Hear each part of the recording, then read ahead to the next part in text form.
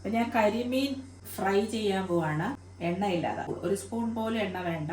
അപ്പം കരിമീന്, അപ്പം അത് വൃത്തിയാക്കുന്ന എങ്ങനെയെന്ന് കാണിച്ചു തരാവേ. ഞാൻ വൃത്തിയാക്കുന്നതാണ്. നമ്മൾ എത്ര പിച്ചാത്തി കൊണ്ട് ഇങ്ങനെ ആക്കിയാൽ ഈ ബ്ലാക്ക് ഇങ്ങനെ വന്നുകൊണ്ടിരിക്കും.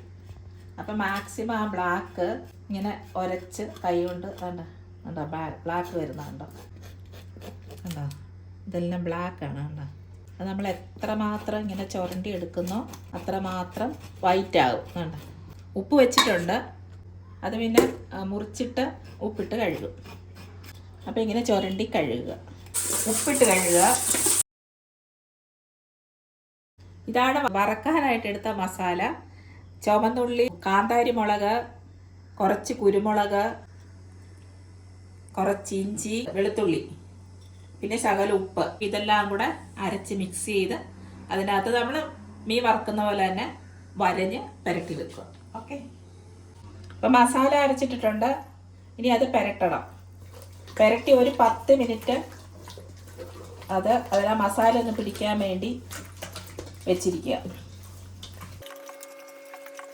അപ്പം പുരട്ടി വെച്ചിട്ട് 10 മിനിറ്റ് കഴിഞ്ഞു. മസാലയൊക്കെ നല്ലതായിട്ട് പുരണ്ടിട്ടുണ്ട്.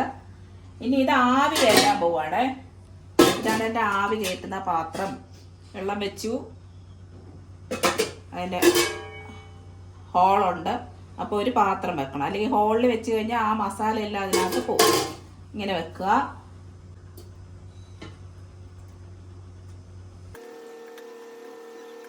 ഇത് എയർ ഫ്രയറിലൊക്കെ വെച്ച് ഫ്രൈ ചെയ്തെടുക്കാമേ. ചിലപ്പോഴൊക്കെ എയർ ഫ്രയർ ഉപയോഗിക്കും. അപ്പോൾ ഒരു 10 മിനിറ്റ് ചെറുതീയിൽ സ്റ്റീം ചെയ്തെടുക്കുക. അപ്പോൾ ഇത് ഒരു 10 മിനിറ്റ് ഇരിക്കട്ടെ. ചെറിയ തീയിൽ വേവിച്ചെടുക്കണം. ഓക്കെ, അപ്പം നമ്മളിത് വെച്ചിട്ട് ഒരു 10 മിനിറ്റായി.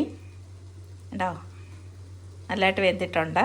അപ്പം ഇനി ഫ്രൈ ചെയ്യാനായിട്ട് എടുക്കുക. അപ്പം പാൻ ചൂടായിട്ടുണ്ട്. ഒരു കുറച്ചെണ്ണ ഒഴിക്കുക. കുറച്ചെണ്ണ ഒഴിച്ചാൽ മതി, ഒന്ന് തൂക്കാൻ വേണ്ടി മാത്രം. കണ്ടോ, ഇത്ര എണ്ണ ഒഴിച്ചിട്ടുള്ളൂ. ഇനി നമുക്ക് മീനിടുക. അപ്പം മീനെല്ലാം ഇതിനകത്തോട്ട് എടുത്തിട്ടിട്ടുണ്ട്. അതിനി ഒന്ന് ചെറുതാണ്, കാരണം വെന്ത മീനല്ലേ. അപ്പോൾ ഇതൊന്ന് മുരിഞ്ഞാൽ മാത്രം മതി. അപ്പോൾ ഇത് അതിനകത്തൊന്ന് എടുത്തിങ്ങോട്ട് ഇടുമ്പോൾ സൂക്ഷിച്ചോണേ, അത് ഉടഞ്ഞു പോവരുത്. ഞാൻ ദാണ്ട ഇതുപോലത്തെ ചട്ടുക, മറ്റേ വട്ടം ചട്ടുകല്ല, ഇതുപോലത്തെ ചട്ടുക.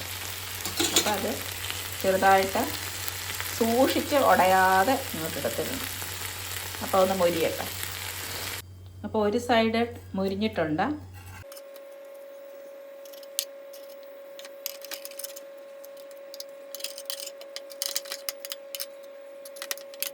ഈ സൈഡും കൂടെ മൊരിച്ചെടുക്കാം.